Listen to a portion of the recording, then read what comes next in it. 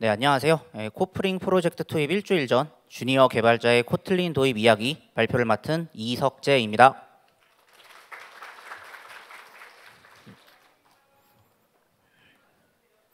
저는 현재 라인 비즈플러스라는 라인의 핀테크 법인에 재직하고 있는 3년차 서버 개발자입니다. 회사에선 태국 라인뱅크, 라인BK의 채널 서버 개발 및 운영 업무를 하고 있습니다.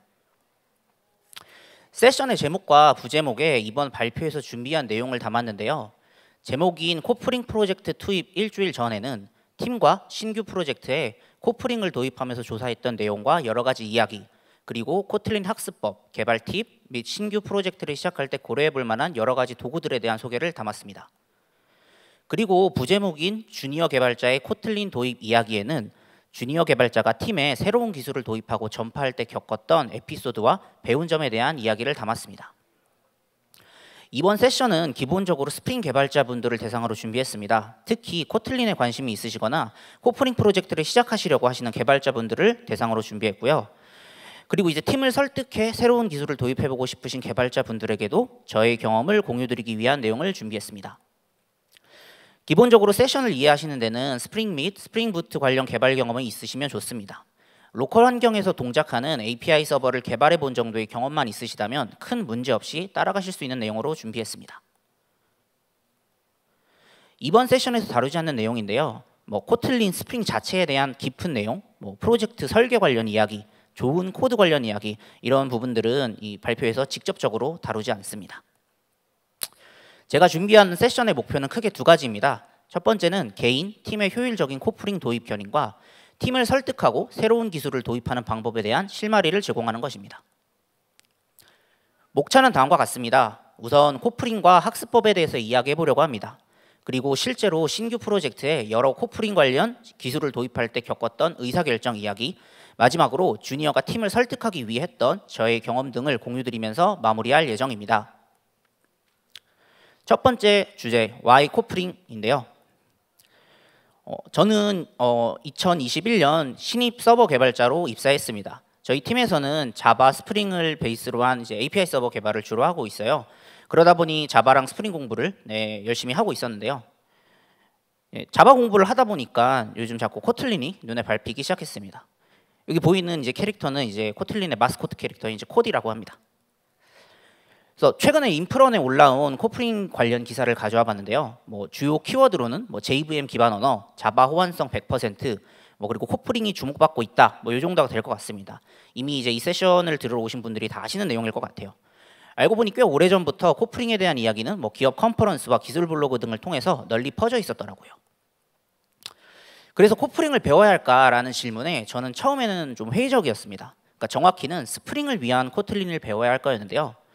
스프링 프레임워크는 자바로 작성된 오픈소스이고, 그렇다 보니 코틀린이 JVM에서 동작하고 자바 호환성을 보장하고, 그리고 이제 스프링 진영에서 지원을 해준다곤 하지만 선뜻 손이 가지 않았습니다.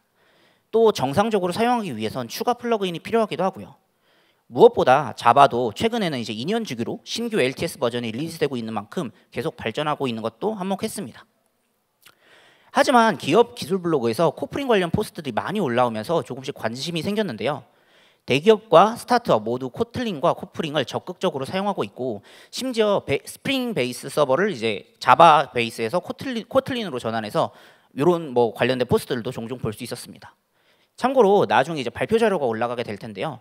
슬라이드에 보시는 대부분의 이미지와 첨부 자료에는 링크를 걸어두었으니 참고하시면 좋을 것 같습니다. 그뿐만이 아니라 여러 자바 오픈 소스에서도 코틀린을 지원하는 것을 볼 수 있는데요. 라인의 아르메리아, 컨디셔널에서도 코틀린을 지원을 하고 있습니다. 또 코틀린 JDSL, 스프링 배치 플러스 등 코틀린으로 작성된 오픈 소스들도 굉장히 많이 증가하고 있고요. 그리고 올해 4월에는 그레이들 빌드의 기본 DSL로 코틀린이 채택됐다는 기사도 나왔고요. 그리고 무엇보다 이제 조시롱의 열렬한 코프링 홍보도 한몫했습니다. 조시롱은 JVM과 스프링 진영에서 굉장히 유명한 연사인데요. 코틀린 컴프, 스프링 IO, 데벅스 등 여러 기술 컨퍼런스에서 코프링에 대해서 발표했고, 최근에는 한국에 오셔서 라인의 희승님과도 세션을 가지셨습니다. 이렇게 여러 곳에서 코틀린, 코프링 관련 이제 컨텐츠에 계속 노출이 되다 보니까 일단 한번 배워볼까? 이런 생각이 들어서 이것저것 해봤는데요. 그중 괜찮았던 것 몇 가지를 소개해드리겠습니다. 첫 번째는 코틀린 코안입니다. 코틀린 코안은 젯브레인에서 제공하는 코틀린 학습 프로그램인데요. 브라우저에서도 가능하시고 인텔리제이 IDE의 에듀툴이라는 플러그인을 통해서도 가능하십니다. 네, 과제 형식으로 자연스럽게 코틀린 문법을 학습할 수 있어서 네, 되게 좋았고요. 두 번째는 이제 이펙티브 코틀린이라는 책입니다. 네, 이펙티브 자바의 이제 코틀린 버전인데요. 뭐 이펙티브 자바가 그렇듯이 이제 난도가 낮지 않은 책입니다. 그래서 어느 정도 난도가 좀 있고요. 그래서 기본 문법은 숙지하시고 도전하시는 것을 추천드립니다. 그리고 마지막으로 이제 공식 문서인데요. 예, 공식 문서야말로 이제 다들 아시겠지만 돌고 돌아서 다시 보는 네, 참고 자료입니다.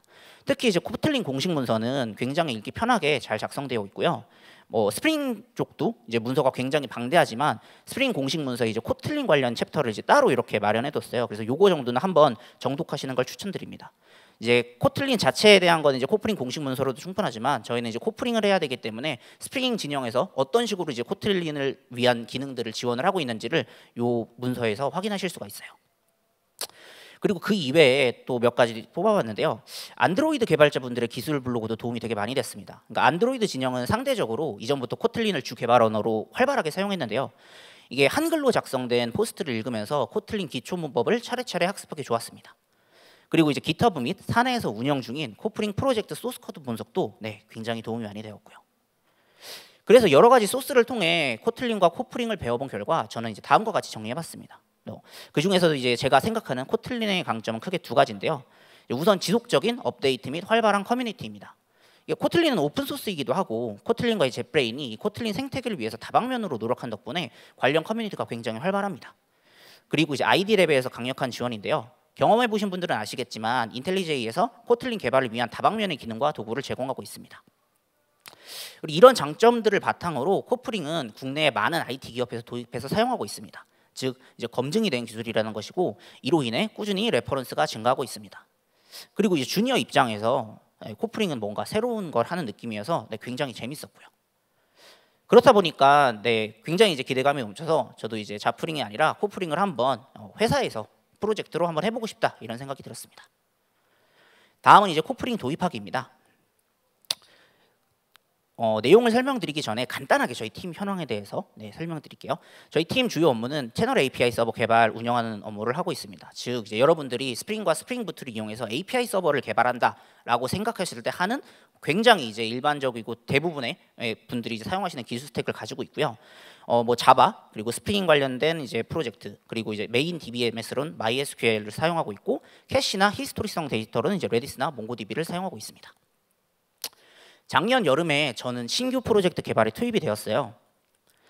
주니어 개발자가 신규 프로젝트에 투입된다는 건 꽤나 드문 일이라고 하기도 하고 뭔가 이제 밑바닥부터 새 모듈을 만드는 작업을 경험해 볼 수 있어 굉장히 기대를 많이 했습니다. 그래서 이제 보시는 것처럼 뭐 코프링, 뭐 웹플럭스, 뭐 헥사고널 아키텍처 등 책이나 강의에서 좋다고 이제 들었던 건 이제 다 해보고 싶었어요. 그래서 이제 첫 번째로 제안드린 건 코프링입니다. 그러니까 코틀린 공부도 좀 했고 잘 할 수 있지 않을까 뭐라는 생각에 이제 우선 먼저 제안을 드려봤는데요. 예상외로 순탄하게 풀렸습니다. 대부분 긍정적인 반응을 주시더라고요. 그래서 왜 그랬을까 이걸 이제 나름대로 생각해봤는데요. 우선 팀의 기반 기술 스택을 그대로 사용하는 점이 가장 큰 점이라고 생각했습니다. 그러니까 이제 코틀린을 사용하긴 하지만 JVM, 스프링 프레임워크 및 관련 프로젝트를 그대로 이제 사용을 하는 거고요. 저희 팀에서는 이제 목 서버에서 코프링을 사용하고 있었습니다. 그러니까 로직이 없는, 그러니까 일반 API, 컨트롤러의 API와 그 API를 호출했을 때 반환하는 이제 그 데이터를 이제 모킹하는 건데요. 그래서 이제 목 서버를 이제 코프링을 사용하고 있기도 했고, 여러 가지 경로를 통해서 팀원분들이 코프링에 대해서 노출이 되어 계신 상태였습니다. 그러니까 이런 것들을 통해서 이제 우리 팀의 이 코프링은 새로운 그렇지만 안정적인 기술 스택이랑은 뭔가 암묵적인 동의를 얻었다고 생각했어요. 그래서 이를 통해서 이미 어느 정도 구성원 안에서 인지가 되어 있거나 경험이 조금이라도 있는 그런 기술들은 이제 제안을 드리고 동의를 얻는 것이 상대적으로 쉽다라는 것도 배웠습니다. 생각보다 1단계가 순탄하게 풀려서 이제 그 다음 것도 하나 해보려고 했는데 이제 그것이 웹플럭스, 리액티브 애플리케이션입니다. 그래서 똑같이 제안을 드렸죠. 하지만 이제 우선 POC를 하게 되었습니다. 간단하게 짚고 넘어가면 뭐 스프링으로 API 서버를 개발하는 경우 MVC, 웹플럭스 중 하나를 선택해서 개발하게 되는데요. 저는 이제 게이트웨이가 아닌 실제 로직을 담당하는 API 서버를 리액티브 애플리케이션으로 개발해보고 싶었습니다. 뭐 어렵다고 하지만 이제 많이 배울 수 있을 것 같기도 했고요. 이를 위해서 웹플럭스와 리액티브 애플리케이션 관련 기술에 대한 POC를 진행했습니다. 이제 리액티브 애플리케이션 하면 이제 많이 나오는 레퍼런스 중 하나가 이 리액티브 선언문인데요. 이 문서에는 리액티브 애플리케이션이 가져야 될 특징에 대해서 기술이 되어 있습니다. 여기 이제 큰 시스템은 더 작은 규모의 시스템들로 구성되어 있기 때문에 구성 요소의 리액티브 특성에 의존합니다라는 내용이 있는데요. 이 말은 리액티브 애플리케이션의 모든 구성 요소가 리액티브하게 동작해야 된다라는 뜻입니다. 그래서 진정한 리액티브 애플리케이션을 만들기 위해선 비즈니스 로직뿐만 아니라 디스크 I/O, 네트워크 I/O 등 이제 리액티브 이 모든 부분이 리액티브 애플리케이션의 조건을 만족해야 됩니다. 여기서 디스크 I/O, 즉 이제 DB 조작을 리액티브하게 하기 위한 기술 중 하나로 이제 R2DBC라는 게 있는데요. R2DBC는 리액티브 프로그래밍을 RDBMS에서 지원하기 위해서 새로 만든 스펙입니다. 그리고 이 R2DBC를 스프링 진영에선 스프링 데이터 R2DBC로 지원을 하고 있고요. 그러니까 저희 팀에선 메인 DB로 사용하고 있는 이제 RDBMS가 MySQL이기 때문에 이 MySQL을 이제 R2DBC로 사용하는 것이 최적인 상황이었습니다. 그래서 이제 MySQL용 R2DBC 드라이버에 관련해서 조사해봤는데요. 이제 가장 큰 문제점이 MySQL용 R2DBC 드라이버는 모두 서드파티 라이브러리라는 점입니다. 여기서 서드파티 라이브러리라는 것은 공식 벤더사가 아닌 개인이 이 드라이버를 오픈소스로 제공하고 관리하고 있다라는 뜻인데요. 그렇다 보니 프로젝트에서 병목이 될 가능성이 있다고 판단했습니다. 요 첨부 자료 중에 이 세 개로 이제 박스를 친 게 MySQL용 이제 R2DBC 드라이버의 구현체들인데요. 여기 보이시는 요거 같은 경우는 이미 이제 지원이 중단이 됐고 신규 프로젝트를 시작한 작년 이제 여름에는 요것과 이제 요 JAsync SQL 요거 두 개밖에 없었습니다. 그리고 이제 R2DBC 자체가 아직 어린 기술이라는 것도 좀 걸렸습니다. 그러니까 R2DBC 1.0 GA가 2022년 4월에 릴리즈 되었는데요. 그렇다 보니 다른 데이터베이스 관련 기술과 비교했을 때 기능과 레퍼런스가 조금 부족했습니다. 그러니까 샘플 프로젝트도 좀 만들고 POC를 해봤는데 저희가 이제 일반적으로 사용을 하는 그런 기능들, 정말로 기본적인 기능들은 지원하지만 조금 더 추상화된 그런 기능들은 아직 제가 이제 이 POC를 할 때 당시에는 좀 많이 부족했고요. 그렇다 보니까 이런 것들을 학습을 하면서 계속 이제 그 요건들을 개발할 수 있을까에 대한 좀 의구심이 있었습니다. 그래서 다른 방법이 없을까도 좀 생각을 해봤어요. 뭐 공식 벤더에서 관리하고 있는 마리아DB 드라이버를 MySQL에 사용하는 것도 방법일 것 같고, 뭐 마리아DB PostgreSQL처럼 공식 벤더에서 드라이버를 관리하는 다른 RDBMS를 도입하는 것도 방법일 것 같습니다. 뭐 리액티브 지원을 하고 있는 NoSQL을 이제 메인 DBMS로 선택하는 것도 방법일 거고요. 근데 이제 이런 거 모두 다 이제 다 배보다 배꼽이 더 큰 상황이라고 생각했습니다. 그래도 좀 해보고 싶었어요. 이게 또 언제 한번 해볼까, 이 리액티브 애플리케이션을 회사에서 이렇게 공부하면서 제대로 된 거를 이번에 꼭 해보고 싶다 이런 생각이 있었는데, 이번에 신규 프로젝트 같은 경우는 웹플럭스가 필요할 정도로 높은 처리량이 필요하지 않을 걸로 예상이 되었어요. 그러니까 신규 API 서버는 메인 서비스와 연계하는 추가 기능을 개발하는 것인데요. 메인 서비스도 MVC로 문제없이 요청을 받아내고 있던 상황이었습니다. 그리고 결정적으로 그러니까 저의 이제 웹플럭스와 리액티브 애플리케이션에 대한 이제 경험과 지식이 부족했습니다. 그러니까 제가 이 부분에 대해서 잘 모르다 보니까 뭐 트러블 슈팅 이런 것도 이제 나서서 할 수 없다 보니까 팀에 이 드라이브를 걸 수가 없었어요. 그래서 결국 이제 MVC로 결정했는데요. 팀의 현 상황에서 웹플럭스는 신규 프로젝트의 적정 기술이 아니다라는 판단을 했습니다. 그래서 이 POC 과정을 통해서 제 자신이 설득이 되어서 그냥 MVC로 개발하는 것을 제안을 드렸어요. 그래서 이를 통해서 배운 게 하나 있는데요. 이제 비즈니스를 위한 기술이 되어야 된다라는 점입니다. 그러니까 비즈니스 문제를 해결하기 위한 기술은 오케이인데 기술을 사용하기 위해서 비즈니스에 억지로 맞추는 것은 안 된다라는 것을 이번 POC를 통해서 배웠습니다. 다음은 이제 코테스트인데요. 코테스트도 한번 이제 제안을 해봤어요. 코테스트 같은 경우는 코틀린 멀티 플랫폼 테스트 프레임워크로 이제 JUnit 5와 이제 대체되는 그런 이제 기술이라고 보시면 될 것 같아요. 코테스트는 스펙 클래스를 활용한 다양한 테스트 스타일을 지원을 하고 있고요. 뭐 가독성 좋은 어설션 라이브러리와 풍부한 DSL의 특징입니다. 여기 보시는 것처럼 이제 코테스트 같은 경우는 스펙이라고 이제 이름이 있는 클래스들을 이제 상속을 해서 테스트 코드를 작성하게 되는데요. 여기 보이시는 비헤이비어 스펙 같은 경우는 저희가 많이 아는 그 BDD 스타일의 테스트 코드를 작성을 할 수 있게 이제 문법적으로 도와주고 있습니다. 그리고 이제 익스펙트 스펙이라는 것도 있고요. 그래서 굉장히 다양한 스펙을 이제 코테스트로 지원을 하고 있기 때문에 테스트 코드 스타일을 일관적으로 가져갈 수 있다라는 점이 큰 특징입니다. 다음은 모케이인데요. 모케이는 코틀린을 위해 만들어진 모킹 라이브러리입니다. 별도의 설정 없이 파이널 클래스에 대한 목 객체 생성 및 스터빙을 지원하는데요. 다들 아시겠지만 이제 코틀린은 기본적으로 파이널 클래스로 이제 다 선언이 되기 때문에 파이널 클래스 같은 경우는 상속이 불가능합니다. 그래서 기존에 존재하는 어떤 이 모킹 프레임워크 같은 경우 내부적으로 상속을 구현해서 이 모킹과 스터빙을 지원하고 있었다라고 한다면 그것을 위해서 별도 설정이라든지 아니면 다른 라이브러리를 선택했어야 되는데요. 모케이는 기본적으로 코틀린을 위해 만들어진 모킹 라이브러리이기 때문에 그런 고민 없이 바로바로 사용하실 수 있습니다. 그리고 간결하고 직관적인 문법의 특징인데요. 보시는 것처럼 이제 모케이를 사용하시더라도 모키토를 사용하시는 것과 거의 유사한 개발 경험으로 이게 사용하실 수 있고, 여기 보시는 이 스터빙 같은 경우도 굉장히 이제 간결하고 직관적인 문법으로 테스트 코드를 작성할 수 있습니다. 그래서 테스트 프레임워크와 이제 기타 기술들은 코테스트와 모케이를 사용하기로 했어요. 코프링 프로젝트와 잘 어울리고 이미 많이 사용하고 있는 조합이기도 했고요. 그리고 팀 기준으로 JUnit5와 모키토 조합에서 사용하고 있던 모든 기능을 지원을 하기도 했고, 문법 레벨에서 통일된 스타일로 테스트 코드를 관리할 수 있다는 것도 큰 장점이라고 생각했습니다. 그리고 이제 이 두 개 모두 다 공식 문서가 굉장히 잘 작성이 되어 있어요. 그리고 저희는 이제 코프링을 하는 거니까 스프링 지원도 별도의 이제 뭐 익스텐션이라든지 라이브러리를 통해서 지원을 하고 있고요. 그래서 정리하면 팀의 상황을 고려해서 적정 기술을 선택했고, 코틀린, 스프링 부트와 MVC, 데이터 JPA를 이제 기본으로 가져가고, 테스트 프레임워크와 이제 테스트 모킹 라이브러리로 코테스트와 모케이를 선택했습니다. 이렇게 스프링 부트 2로 개발을 시작한 프로젝트는 작년 11월에 릴리즈된 스프링 부트 3로의 이관 작업을 거쳐서 곧 런칭을 앞두고 있습니다. 다음은 이제 인액션인데요. 코프링을 하시면서 달라지는 부분 위주로 간단하게 정리했습니다.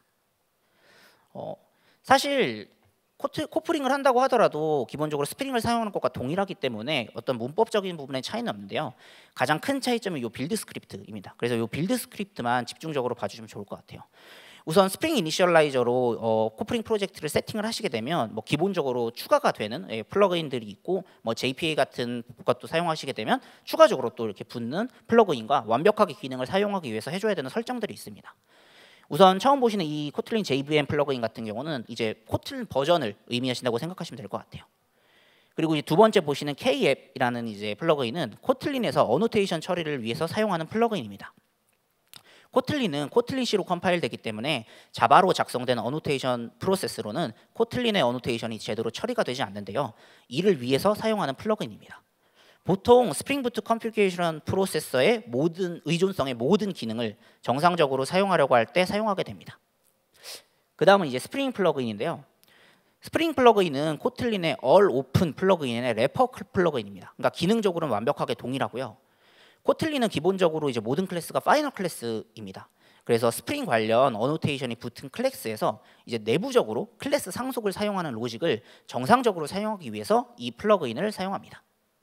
그 다음 이제 JPA를 사용하시게 되는 경우도 이 JPA 플러그인과 이 추가적인 설정이 필요한데요. 이 JPA 플러그인은 코틀린의 NoArgs의 래퍼 플러그인입니다.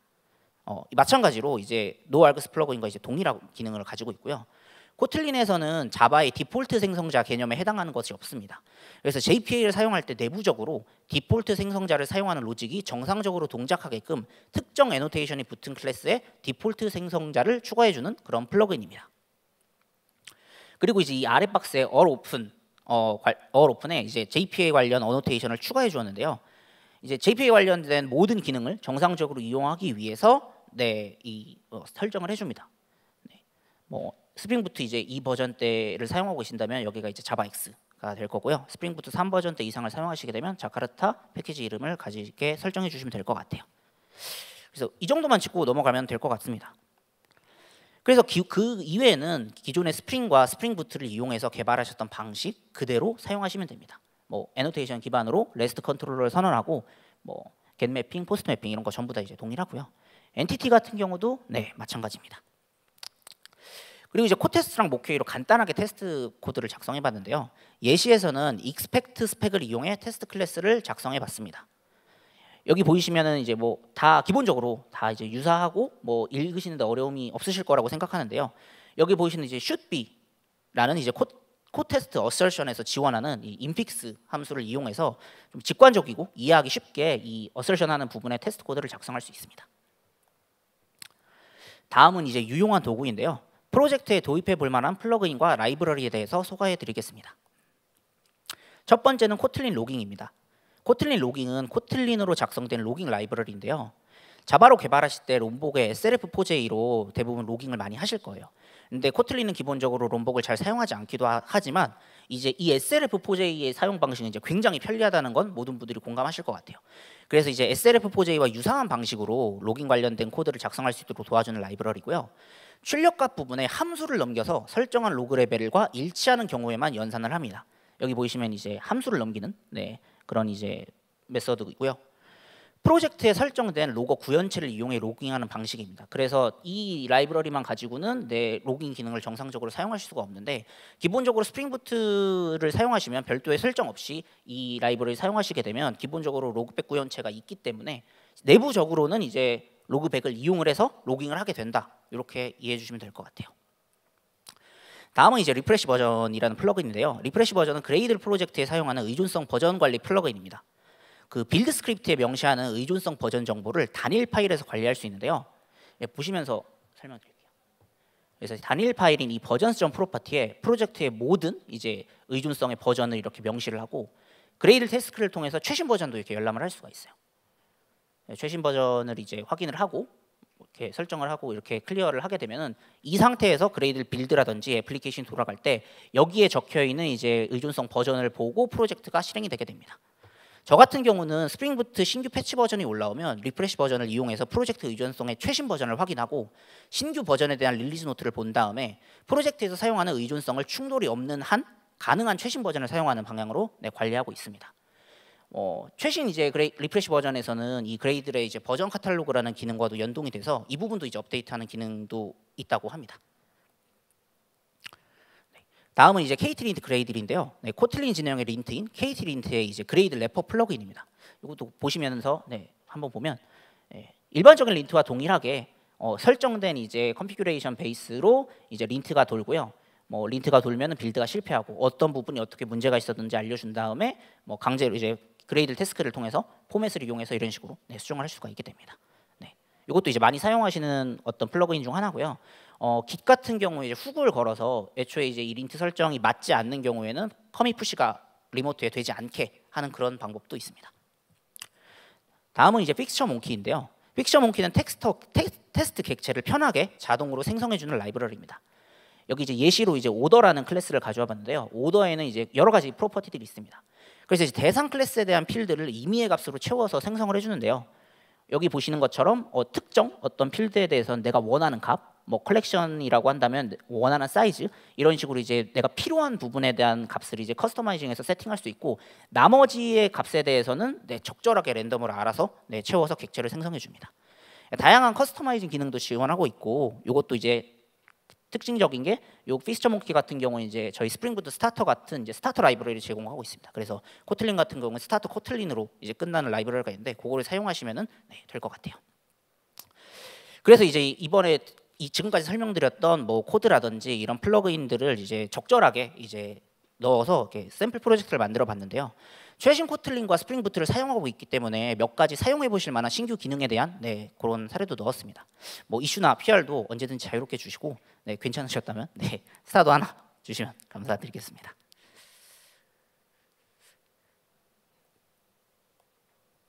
다음은 이제 고려해 볼 만한 포인트 몇 가지 소개해 드릴게요.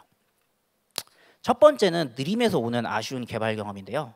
여기서 말씀드리는 느림은 실제 개발 환경에서 코드를 작성하실 때 IDE에서 코드를 분석해서 제공하는 기능의 속도가 자바 대비 조금 아쉽다라는 이야기입니다. 많은 분들이 이제 공감하실 것 같고요. 그러니까 다만 관련 개선이 계속 진행 중이고 최신 버전의 인텔리제이 기준으로 굉장히 많이 개선이 됐습니다. 여기 보시는 것처럼 퍼포먼스 이슈 이런 것들이 이제 굉장히 이제 스택 오버플로우나 이제 구글 검색을 통해서도 많이 이제 확인될 수 있는데요. 계속 개선을 하고 있습니다. 인텔리제이 jetbrain과 인텔리제이에서. 그래서 이제 특히 작년 말에 나온 2022.3 버전부터 굉장히 좋아졌는데요. 눈에 띄게 좋아졌습니다. 그래서 혹시 인텔리제이 옛날 버전을 사용하고 계시다면 이번 기회에 업그레이드를 해보시는 것도 좋을 것 같아요. 다음은 이제 코드 스타일 관련 이야기인데요. 코틀린은 기본적인 이제 코드 스타일 가이드라인을 이제 제공을 해줍니다. 인텔리제이 IDE 안에도 있고요. 근데 이제 기본적인 가이드라인이 있는데 언어 레벨에서 굉장히 다양한 문법을 지원하다 보니까 같은 로직도 다양한 스타일로 작성을 할 수 있습니다. 이 말은 이제 코드 스타일 컨벤션 같은 것을 도입을 할 때 굉장히 이제 이야기할 거리가 많아진다는 건데요. 좀 극단적인 예시긴 하지만 같은 이제 기능을 하는 이 API 세 개를 다른 방식으로 이제 작성을 할 수가 있는 것을 보여드리는 겁니다. 기본적으로 이 자바에서 이제 리턴문을 이용을 해서 이런 식으로 작성을 하게 되는데, 뭐 스코프 펑션을 이용해서 이런 식으로 사용할 수도 있고, 그냥 이제 스코프 펑션이라든지 리턴문 없이 그냥 익스프레션 형식으로 이렇게 한 줄로 이렇게 사용할 수도 있습니다. 그러다 보니까 스코프 펑션 같은 경우는 이제 오남용하게 될 가능성이 있는데요. 그러니까 불필요한 스코프 펑션으로 인해서 가독성도 저하되고, 스코프 펑션을 많이 사용할수록 이제 로직 변경 대응에 취약한 구조가 됩니다. 여기 보시면은 아시겠지만, 이것도 의도적으로 만든 샘플 코드인데요. 네, 거의 이제 모든 스코프 펑션을 이제 다 써서 중첩을 해가지고 가고 있죠. 이제 반면에 이제 이거를 조금 정리를 하면 이제 이런 식으로도 이제 쉽게 가져갈 수 있습니다. 그래서 이제 어떻게 보면 코틀린이 굉장히 많은 기능들을 지원하는데, 속된 말로 좀 기능에 잡아먹히는 그런 케이스가 발생을 하면 안 될 것 같다라고 생각하고요. 개인적으로 스코프 펑션은 중첩 사용은 지양하고 연속으로 사용하는 경우에도 최대 2개 정도만 사용하는 것이 좋다라고 생각합니다. 그리고 이제 물음표와 옵셔널 얘기인데요. 코틀린에선 이제 물음표로 특정 프로퍼티 타입이 널러블한지 아닌지를 지정하는 문법을 이제 언어 레벨에서 지원하고 있습니다. 그렇다 보니 함수의 리턴 타입의 물음표를 사용할지 아니면 옵셔널로 래핑된 값을 반환할지에 대해서 좀 이야기해 볼 만한데요. 이게 자료로 첨부드린 포스트에 의하면 관용적으로 물음표를 사용하는 것을 권장한다고 합니다. 네, 여기서는 이제 불필요하게 옵셔널로 래핑할 필요가 없다라고 이제 이야기를 하고 있는데요. 다만 저도 작성을 하다 보면은 이제 옵셔널에서 제공하는 메서드, 뭐 예를 들면 isPresent라든지 isEmpty 이런 것들이 이런 거를 사용하는 게 좀 더 코드가 자연스러운데라는 생각이 들 때가 있어요. 그래서 이것도 정답은 없으나 이제 일관성 있게 사용하는 것이 좋을 것 같습니다. 뭐 가령 예를 들면 이제 같은 클래스 안에서는 뭐 이런 식으로 뭐 물음표라든지 옵셔널 문법을 혼용해서 사용하지 않고 같은 걸로 통일해서 사용한다. 뭐 이 정도는 네, 지켜주시는 게 좋을 것 같습니다. 그 다음에 이제 코테스트 이야기인데요. 여기 이제 보이는 이제 이슈 링크를 하나 올려놨는데, 이 이슈는 이제 아래 요인에 따라서 코드 하이라이팅 및 자동 완성 기능의 속도 차이가 발생한다는 내용인데요. 그러니까 IDE의 코테스트 플러그인이 있습니다. 그러니까 그 인텔리제이의 코테스트 플러그인이 있는데, 그 플러그인을 사용하는 유무에 따라서 혹은 이 테스트 코드를 작성하는 위치에 따라서 테스트의 이제 퍼포먼스의 차이가 있습니다. 여기서 이제 실행되는 차이라기보다는 이 자동 완성이라든지 이 코드를 파싱해서 하이라이팅하는 이런 부분에서 굉장히 이제 차이가 있다라고 해요. 속도 차이도 물론 있고요. 그래서 보시는 것처럼 아까 말씀드렸던 이제 코테스트 같은 경우는 스펙 클래스를 상속해서 이 테스트 코드를 init 람다나 init 블록 이렇게 둘 중에 하나에서 작성을 할 수가 있는데, init 람다에서 작성하는 경우보다 init 블록에 작성하는 경우가 훨씬 더 빠릅니다. 네. 그리고 이제 이런 이슈도 버그로 하나 올라와 있는데요. 이너 클래스에서 네스티드 어노테이션이 동작하지 않습니다. 버그 라이브러리 붙어 있는데 2022년 9월에 등록된 이슈고 여전히 오픈 상태입니다. 그러니까 사실 이너 클래스에 네스티드를 사용하지 않고 다른 방식으로 테스트 클래스를 가져가면 되긴 해요. 근데 이제 제가 이야기 드리고 싶은 부분은 이제 예상하지 않았던, 그러니까 당연하게 지원하거나 되어야 할 것 같은 그런 기능들이 안 되는 경우도 있다라는 점입니다. 그래서 코테스트 도입하기 전에 꼭 POC를 하시는 거를 권장드리고요. 그러니까 팀에 필요한, 그러니까 혹은 사용 중인 이제 테스트 관련 기능을 모두 지원하고 있는지 꼭 한번 체크해 보시면 좋을 것 같아요. 테스트 프레임워크를 바꾼다는 거는 이제 뭐 기존의 테스트 프레임워크의 기능을 적극적으로 사용하고 있는 팀의 경우 이 프레임워크를 바꾸는 게 굉장히 이제 비용이 크기 때문에 좀 고려해 보시면 좋을 것 같아요. 그래서 테스트 프레임워크의 변경이 좀 부담스럽다면 그냥 어설션 라이브러리만 사용하는 것도 방법일 것 같아요. JUnit 5랑 모케이 그리고 코테스트 어설션 정도만 이용을 해가지고 가져가는 것도 굉장히 많이 사용하고 있는 방식입니다. 그다음에 이제 JPA 관련 이야기인데요. JPA 관련 이야기는 시간 관계상 조금 생략을 하도록 하겠습니다. 워낙 이제 다양한 스타일로 JPA 엔티티 클래스와 로직을 가져갈 수 있다 보니 이 자리에서 다루기는 굉장히 어려울 것 같아요. 검색해 보시면 이제 굉장히 좋은 포스트들이 많이 있습니다. 그래서 이걸 참고해 보시면 좋을 것 같습니다. 그래서 정답이 없기 때문에 이제 팀의 정답을 찾아보자 이 정도로 정리를 하고 넘어가려고 해요. 그래서 굉장히 다양하게 작성할 수 있기 때문에 팀원분들끼리 여러 가지 POC도 해보시고 이런 스타일로 작성하는 게 가장 좋은, 우리 팀에는 가장 좋은 것 같다, 이게 우리 팀의 정답이다, 이런 것들에 대한 좀 컨센서스를 맞추시고 넘어가시는 게 좋을 것 같습니다.